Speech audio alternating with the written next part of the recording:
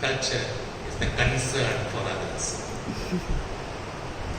If now the dancers are known by the number of people, number of friends in the Facebook, this is not correct. It is a dancer should be known by the goodness in her or him. If you are able to help a person who is in distress, that is culture. You can see a mother, a baby cries.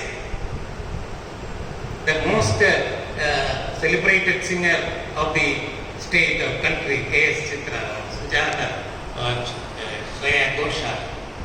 A baby is crying here. These people come, these names I have mentioned, they come here, take the baby and sing a lullaby. The child will be crying more.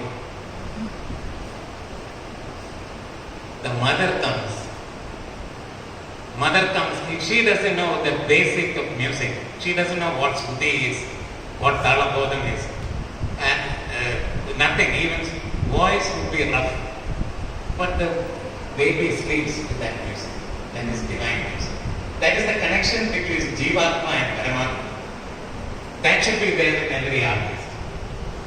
That is very important. Now I shift to Malayalam.